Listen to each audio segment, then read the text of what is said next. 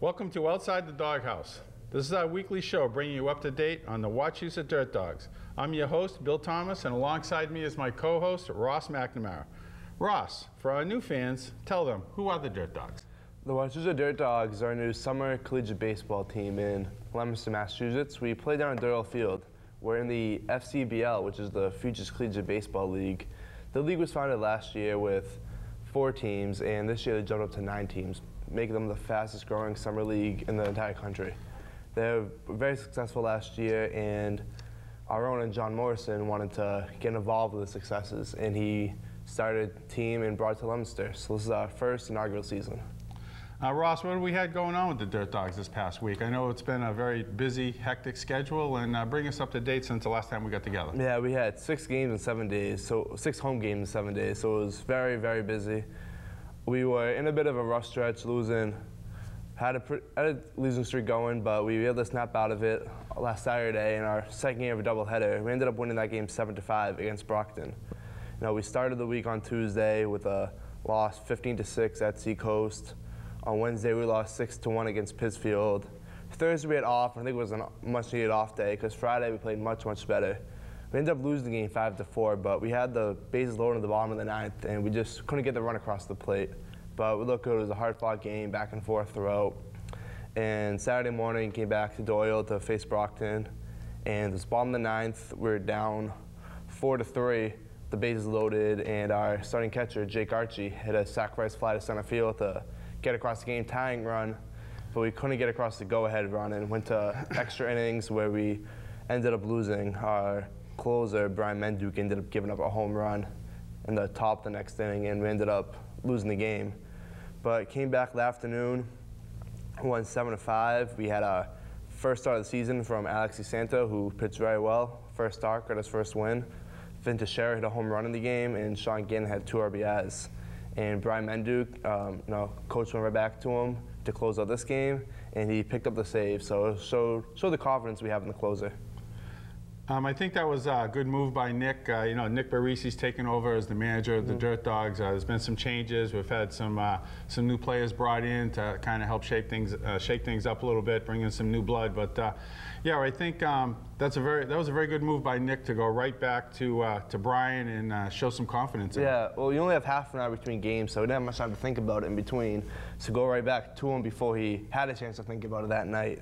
I liked it, and with the coaching change, I think with the team's it's really been jump-started. Some of our players who were off to slow starts originally are now hitting really well.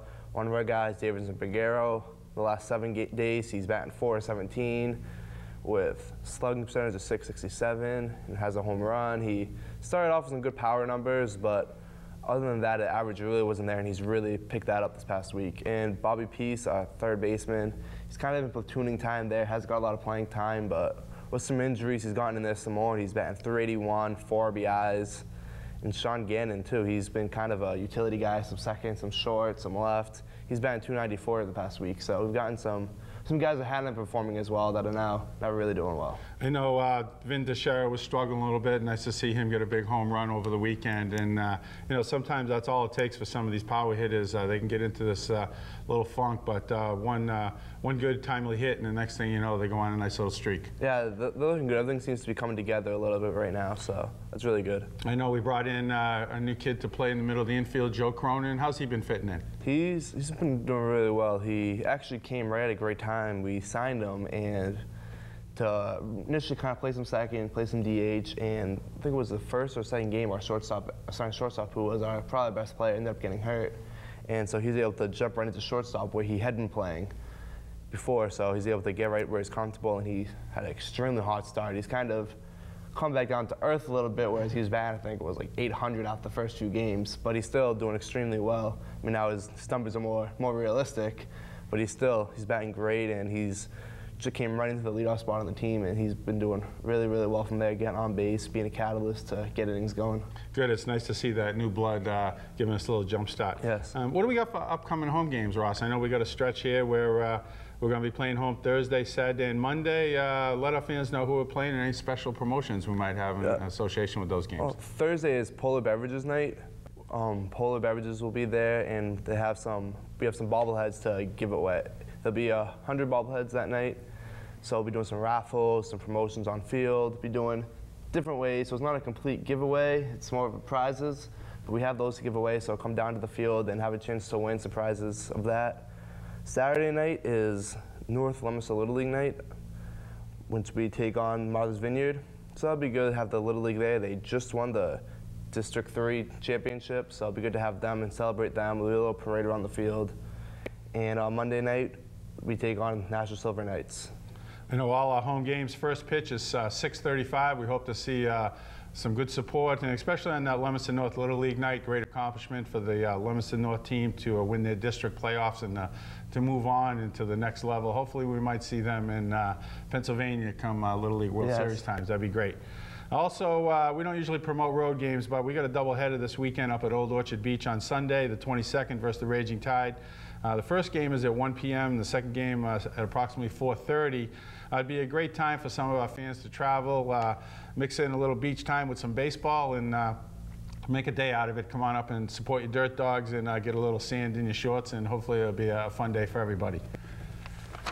Moving on, how's that social media been working? I know we got dedicated Twitter and Facebook. People can follow on their mobile devices and keep up even if they're unable to attend the games. How's that working out? Yeah, this is going really well. On our website, you can do a lot. There's Gamecast. I don't know if you follow like MLB games or NFL, they have a Gamecast online. It's not a live video feed, but it shows who's batting, who's on base, where the pitches are, balls, strikes, etc., where's the balls hit. So it's really cool to do that. We have that for all of our games.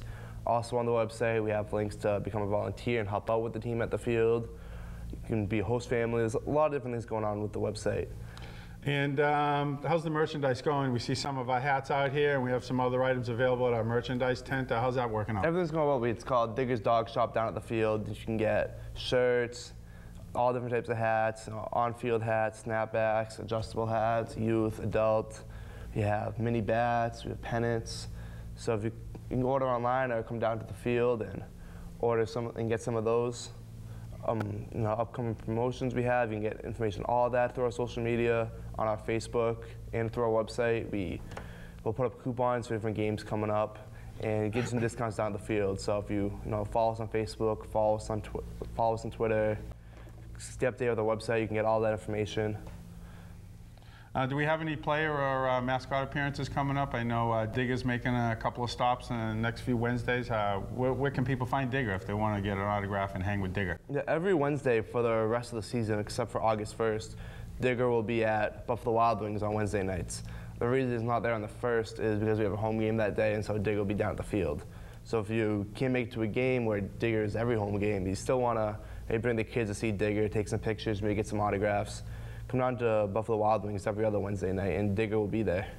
And also, if you're on your computer but you're unable to make it to the game, we have the game day radio feeds, both home and away. They can go to the Future Collegiate Baseball League website and or our own website for the home games and catch all the action over the radio through their computer. Yep, through our own website, there's a multimedia link and a little drop down, and you highlight over that. There's a little drop down to the live radio feed, and if you click on that, it'll bring you right to the page on Futures Collegiate League site, and you'll be able to look at the games home and away from there.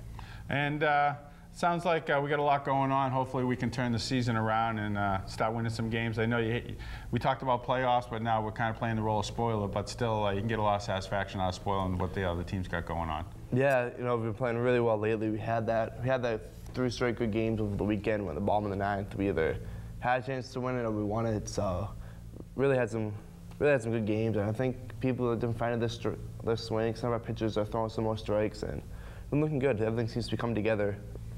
Sounds like a plan.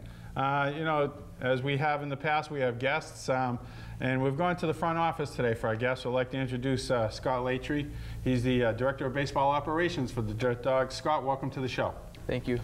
Scott, a little bit about your background. When were you first hired for the baseball operations position? I was actually first hired in probably around late April, early May, and I was finishing up school at Franklin Pierce University, and it wasn't until after I graduated on the 12th of May that I started full-time with the team. So how did you find out about the opening? Was Craigslist, eBay, or did somebody approach you? Actually, somebody did approach me from the Nashua Silver Knights, one of the guys from the Lowell Spinners there, his name's John Good. He approached me about the opening with the team, and from there he kind of told me how to get in touch with him, and it's all history from there. And the interview process, short and sweet? It was, yep. I know John's pretty easy to deal with, and Yeah. not a man of a lot of words, but he knows how to get things done. I'm sure he probably knew the minute you walked through the door if you were his guy. Definitely, yeah. And your previous experiences, Scott, did you work for other teams, baseball or in other sports? I have. I first started my year right after I graduated, actually a few days after I graduated. I started with the Lowell Spinners, and I was with the Lowell Spinners for 2 years, interning with them for the public relations. And then from there, that next year, I actually did a summer at the Major League Lacrosse. And Major League Lacrosse, I was there for the whole year, and I had a lot of great experiences there, and actually got to go down to Annapolis for a championship weekend that year. And then the following summer, I was actually over at Keene Swamp Bats, which is part of the NECBL. And they actually won the championship last year when I was with them.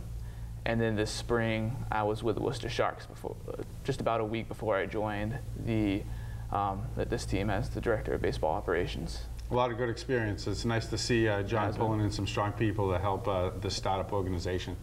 Yeah, definitely. So describe the day-to-day role of the director of baseball operations. You know, what do you do on game days, off days? You know, are you busy on weekends doing things? You know, what do you do every day? Pretty much every day is different. It can vary from day to day.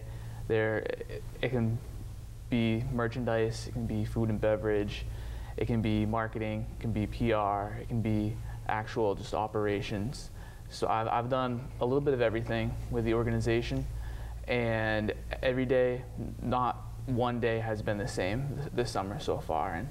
And whether it's weekdays, game days, or weekends, it's pretty much the same thing, just making sure the team is where they're at and where they should play. Game days do change a little bit.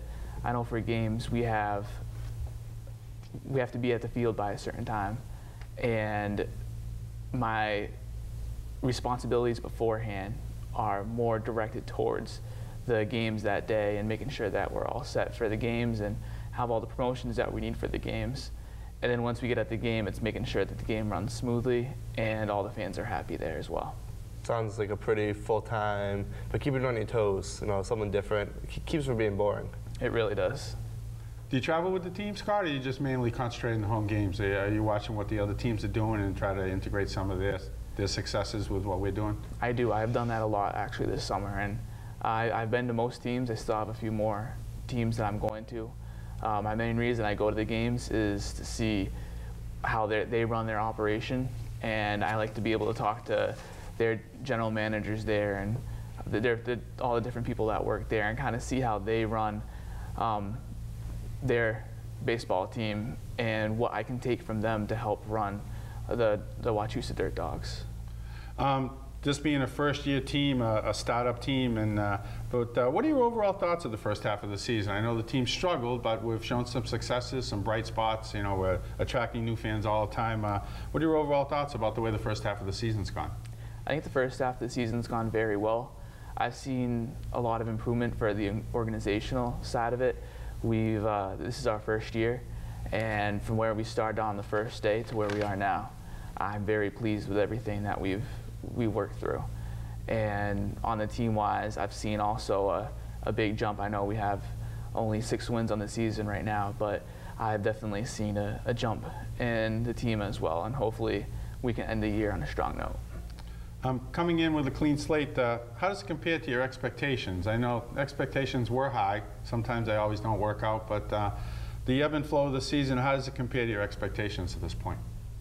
My expectations, it's pretty level with what I thought it would be. Of course, my expectations are always high, so I try to reach for goals that to make the team better, to make the organization better. So I think I've met most of those goals for this season, and there's still a lot more that we can definitely meet on the next couple of weeks as well, and just kind of take this season almost as a learning season for the organization, since this is our first year, and make it even a better season for next year. So are you looking to build as the season progresses, or are you already planning ahead for next season? What's your short-term and long-term plans? The short term is getting fans to the field, seeing giving the families that family affordable place to be on a weekday night or a Sunday afternoon.